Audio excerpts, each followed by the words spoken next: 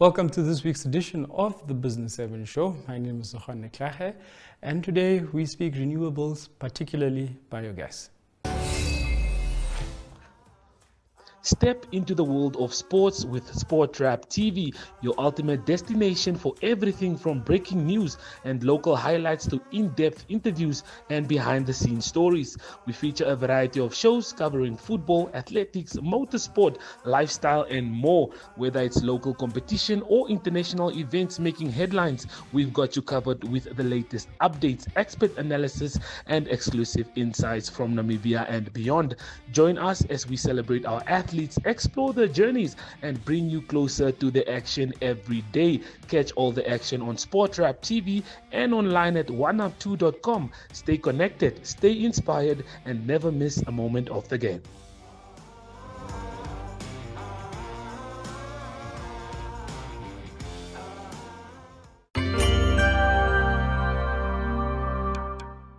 Welcome to this week's edition of the Business 7 Show. I'm joined by Katota, Barthlomeus, and Bosha, who will be speaking to us about biogas. Welcome to the Business 7 Show. Thank you very much. Thank you. Just by way of introduction, you leading a biogas initiative. Just sort of give us just a sort of an overview in terms of what your business is. Okay, my name is Bosha. I'm the founder of Biotech Sustainable Solution based in Harare at Harare Institute of Technology. So we are on a journey of providing clean energy across Africa. So we did research and development to come up with biogas systems that are portable in such a way that we can distribute it across Africa. So our journey is to provide clean energy to the African continent. So we started with this biogas technology. So biogas is a gas that is being produced from organic waste, any type of organic waste, cow dung, pig waste, chicken waste, and even human waste. So we have different types of digesters, what we call portable and fixed dome biogas digesters. So we are also on a journey of upscaling this model to the extent where we are able to package the gas in cylinder, what we call biomethane. Katota, just essentially, you are here wearing the hat of facilitating discussions on this topic. Essentially, just want to know your involvement and what you essentially are bringing to the table in terms of this biogas conversation. Yes, thank you. Yes, basically, LK Hub is an initiative which I created a long time, and then it's only beginning to get live now. So the intention of the hub is actually to bring together stakeholders beyond the borders, and my brother here is one of them. So it's part of being borderless and being open to collaboration. So my role in this conversation is to see how we can create awareness in this country to inspire young people like him to also, look at biogas not only as a waste, but they must see the waste or the dirtiness in the environment is an opportunity.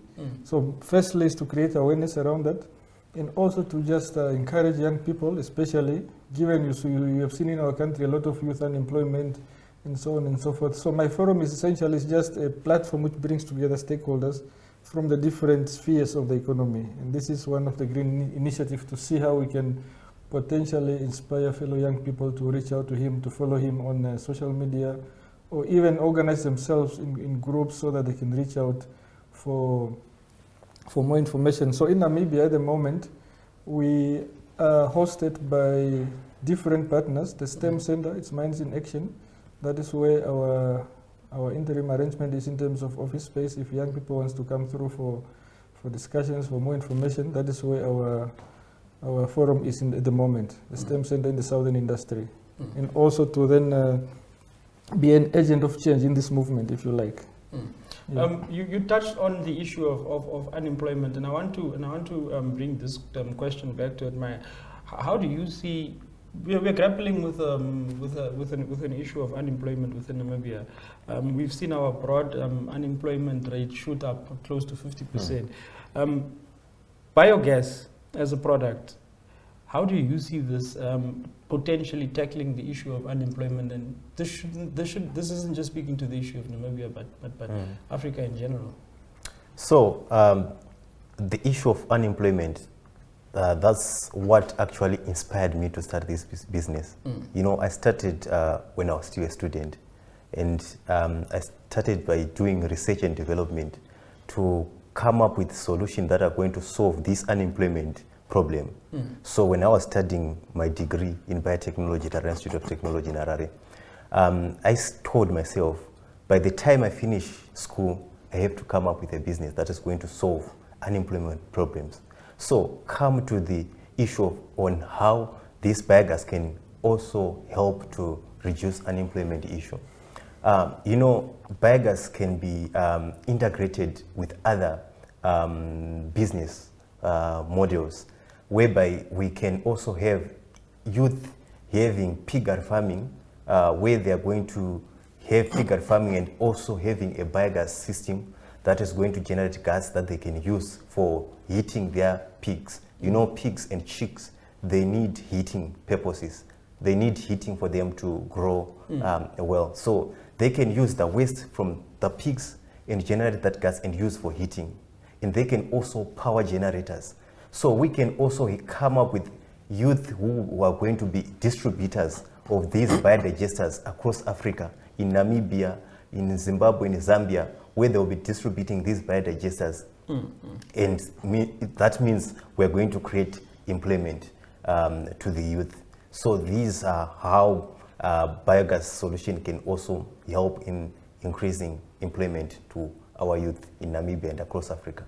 Katota, I want to bring now this conversation back to you, and you're speaking about intracontinental or inter-Africa discussions, and what is currently a topical discussion is the issue of the Africa Free Trade Continental Agreement. You are bringing, you seek to create these forums for young people to be able to meet, to facilitate businesses, and do you think, in terms of reaching these deliverables, from a Namibia point of view, enough is being done? The gentleman here is advocating for a biogas business. How do you see us Namibians benefiting and taking advantage of trade into other African countries through this Africa Free Trade Continental Agreement? Yes, politically there are initiatives. Maybe it's just a question of the pace at which things are happening. So maybe just for your benefit, individually, I've taken it upon myself to, for the past 2 years, I went to attend different conferences beyond Namibia at own cost, and I was able to secure 6 MOUs with different companies. So it starts with us. Yeah. So I've taken that initiative.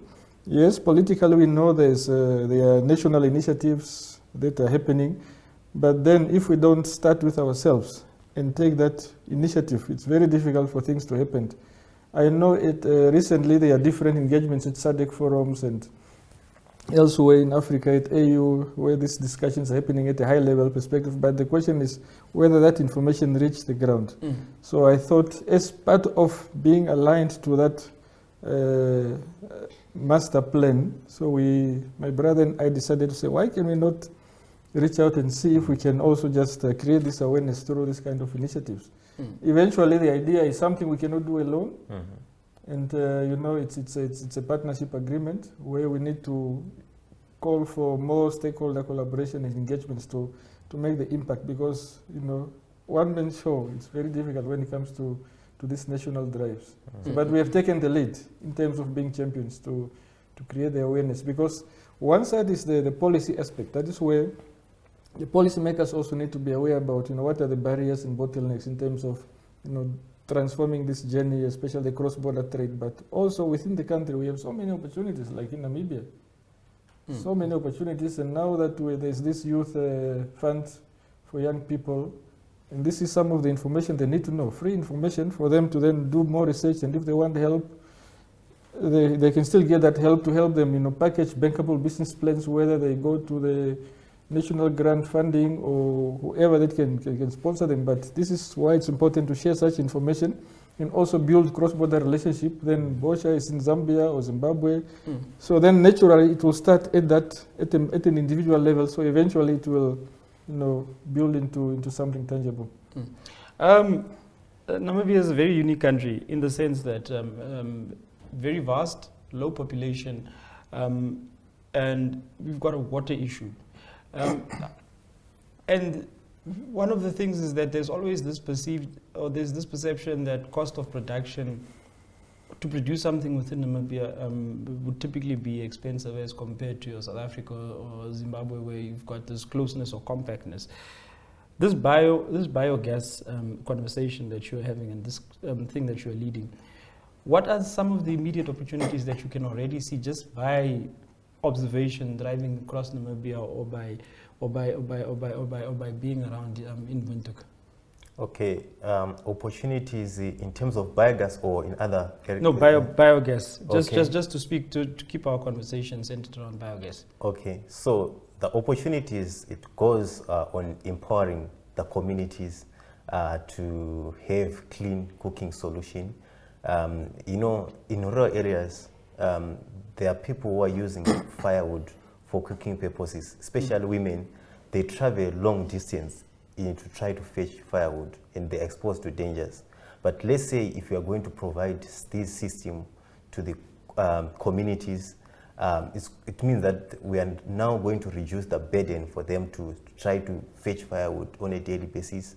And also the other opportunities on this issue of having businesses which are going to integrate with biogas, the one I had alluded before, whereby we are going to have people venture into piggery farming, chicken farming, and also use that waste and also have energy, even maybe to power generators, electricity generators. They use it to power maybe water pumps, maybe for irrigation purposes. And also, you know what, the biodigester itself, it has a product, what we call extra product, byproduct. When you put that waste in a digester, there's a byproduct that comes out, which is an organic fertilizer, the waste that comes out. So they can also use it for farming purposes. If you are going to upscale into commercial plants, we are also able to generate fertilizer that we can use for farming purposes. So, and it will be an organic fertilizer, which means all the products that we are going to produce, they are organic. So these are areas and opportunities that I have noted that we can promote biogas in Namibia. Yeah. Maybe just to add to that, in terms of the question that you posed. Yeah. So the biggest opportunity is actually its integration, because it's an alternative energy which is clean. So for businesses who are currently reliant on traditional energy, and we all know the cost of utility is very expensive. So with biogas, you can use it as a cost reduction measure, because now, instead of you entirely relying on one source of energy, you can then sort of diversify your revenue stream by investing in this alternative energy. If you are a hotel and you are producing waste every day, or if you are a hostel, or you are Hungry Lion, whichever kitchen or place that, as a business, this is an opportunity. As a business or as a farmer, the biggest opportunity is your waste. So how do you then leverage that to reduce your cost? So it's a big cost-saving opportunity. The conversation on the ground, as you're engaging with various stakeholders, this now be it civil society organizations, government, farmers, whatever the case may be. Do you see a lot of support coming for this type of initiative, or do you still think that there's still a lot that needs to be done, not just from a policy perspective, but also just to get this off the ground and to ensure that this can become this what you've identified could become a sustainable method to go about producing energy? Maybe you can give them the Zimbabwean experience before you come in with a Namibian experience. Yeah, so I think the Namibian, they have to come up with policies that are going to promote renewable energies, where they are able even to cut the incentives on renewable energies, and come up with initiatives to empower the youth and the communities on pushing clean energy solution, because clean energy solution helps in a lot of areas, issue of which has to do with climate change. Right now in Southern Africa, we're having challenges with drought, and drought is a result of climate change. So you see these biodigesters, when they produce, it's a clean gas. So let's say if you are promoting people to use clean gas, we are reducing the use of firewood and use of maybe other fossil fuel. It means we are reducing the greenhouse gas emission, and also the organic waste that is decomposing, maybe in seed cancels or maybe in cow dung, which is just left on the ground. When it decomposes, it generates methane or and other gases, carbon dioxide. So if you are going to take that waste and put in a digester, it means we are capturing that methane and utilize it for good uses. Then it means we are not just letting it go to the atmosphere where it leads to greenhouse gas emissions. So there should be some policies to push for clean solution across Namibia, across Africa, so that we reduce this issue of greenhouse gas emission, because climate change is something that is going to affect everyone in Africa, especially in farming. If we have drought, we are going to face challenges on rain. Rain season are going to change. We are going to have high temperatures that are going to affect our farming activities, and also even we are going to lack of food for our cattle, animals. Then we don't have enough food to feed our nation. So there's need to promote these clean energy solutions across Africa. I'll come back to you, but I just want to know from Admire practically, what are some of the learnings that you've seen from the Zimbabwean experience? Zimbabwe, it's actually promoting clean energy, and the nation has come up with a national policy to promote clean energy, where it has had an engagement with the different stakeholders who are going to help to promote clean energy. So the nation is actually promoting even the biogas. There are no incentives for biodigesters. You can just put biodigesters. So the nation is actually pushing for renewable energy, even solar. They are actually promoting. You don't have to pay taxes if you are promoting renewable energy. So I can say in Zimbabwe, the journey has already started. So this has to be also done with other nations. I don't know in Namibia, but in Zimbabwe, we are actually moving forward with promoting clean energy. For the Namibian experience, what would you what are you observing? My observation is in Namibia, I know there is a center somewhere in Katota where they have developed demo models, including like the biogas and all the so I think here it's a matter of awareness, because there is a center where these things are set up already. The biogas, I think it's more a fixed setup, not the portable ones. So we need to drive the issue of awareness more, because lack of awareness can also be a challenge. So I think we just need to push for more awareness to reach out to the community. And I think the biggest opportunity for Namibia is we have a lot of green financing opportunities. Yeah. So I think with the more awareness and more collaboration with scientific stakeholders like Bosha here, so I think that can also bring that trust, because it's one thing to just give awareness, but who is giving the awareness? Is it someone who has done the homework in terms of scientific research, proven? So that, I think the trust element is also another issue, because it's about who is giving the information. Policy, I don't think it's a big challenge, because at the moment, especially for the rural community, people are using wood. So, I mean, this is a quick alternative. It's a low-hanging fruit. I mean, policy at the national level, I don't think in Namibia will really be a big challenge. Yeah. Because, I mean, if you have portable solution, something you can carry to your willage or to your farm or wherever you are going. So I don't think we have a lot of barriers in terms of policy. I mean, given the uptake or the the increased demand in terms of green financing in this country. So a lot of investors will tell you, no, we can't find bankable projects. So it's a pity. I mean, given that Africa, we have a lot of resources, we have a lot of intellectuals. So why not cross-pollinate and learn from each other? Coming back to the free trade agreement. So it starts with us actually. So, but I think in our country, it's just an awareness issue and more coordination. How do we bring together all the stakeholders in the ecosystem? The innovators being the community or the young people. How do we then organize them to get access to this funding, which is, not finding bankable projects? Yeah, maybe just to add there on the issue of Zimbabwe. So the City Council has also allowed for Harare City Council. Yes, Harare City Council allowed biodigesters to be installed on waste management, on human waste, instead of installing septic tanks. If you know the septic tanks, you have to install a biodigesters.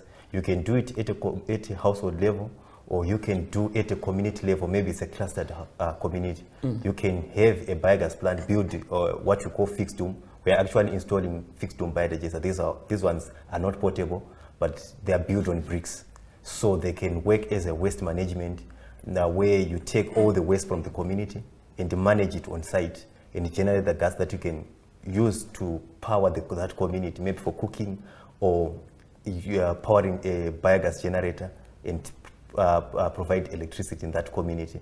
And also the wastewater that comes from that biogas, it can also be cleaned and recycled that water for gardening and flushing toilets. So that's water conservation. You also mentioned about the issue of water in Namibia.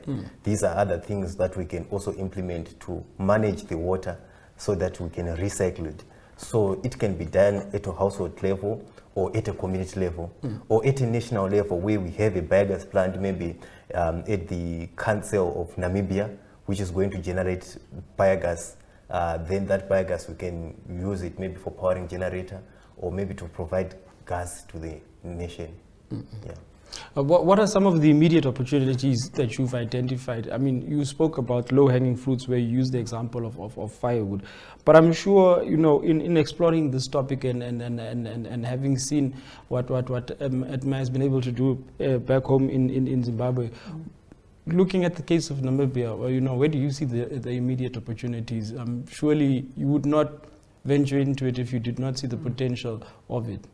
Yeah, so for me, the immediate opportunity is mobilizing our young people to tap into this green financing, because at the moment, everyone is just, they don't have any impactful ideas. Yeah. So the immediate opportunity is for us now to see how we can reach out and sort of be an aggregator to mobilize these young people in the different communities, the 14 regions, or whatever the case may be, in collaboration with relevant authorities, to then help them, position them to be entrepreneurs in driving the green agenda. Yeah. So I think that for me is an immediate opportunity if we want to make impact. Otherwise, if we take a silo approach, we will still not achieve the result in terms of the impact. And also, the second one is also, obviously, in terms of collaboration, we have a lot of young people who are struggling to get internship. So if companies like your hotels or lodges can say, no, in collaboration with the brother here, to then come up with that internship program.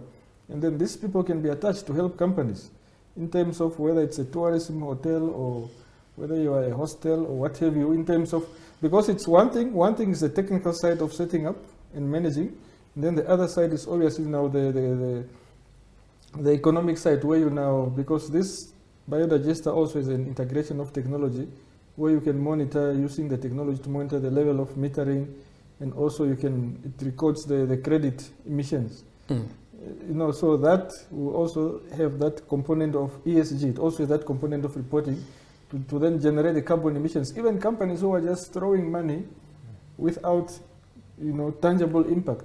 This is also an opportunity for them to sort of, support the movement and the young people to get internship opportunities, to then make that tangible impact in terms of, decarbonization agenda, if you like, because this is not an ordinary project.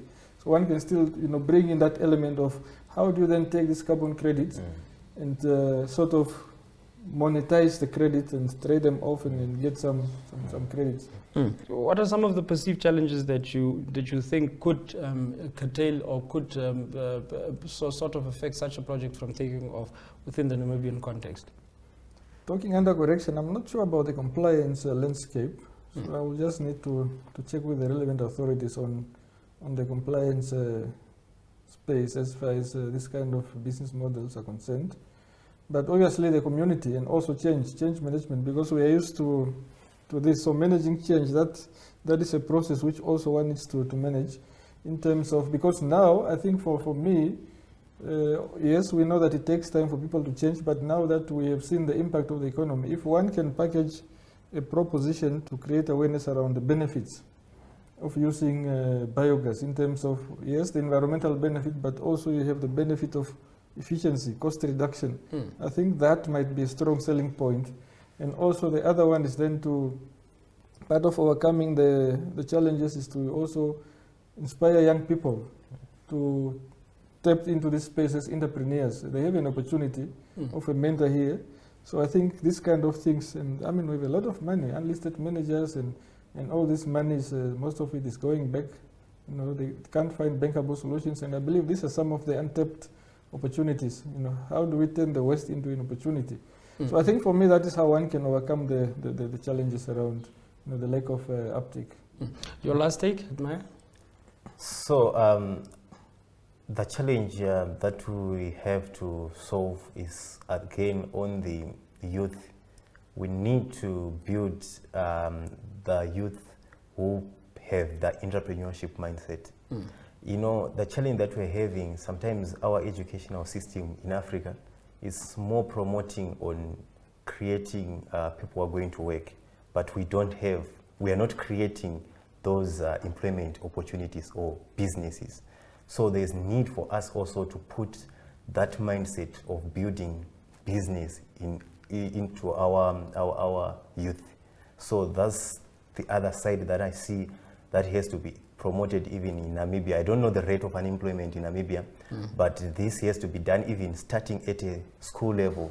Universities, those areas, they have to start pushing the youth to think differently. When they are learning, they have to use what they are learning to come up with a product that they can also commercialize into the market. This is going to build the nation, because we're going to create employment, we're going to come up with products that are going to help the nation. So there's need to have that educational system that promotes entrepreneurship into our youth, so that we don't have the youth who are going to end up into drug abuse. This is the other challenge that we are having in Africa, because we don't have employment. We are busy creating people who want just to, after graduating, go to work, but we don't have those employment. So they end up into drug abuse. So we need to promote entrepreneurship into our youth. Thank you so much for joining me on the Business 7 show.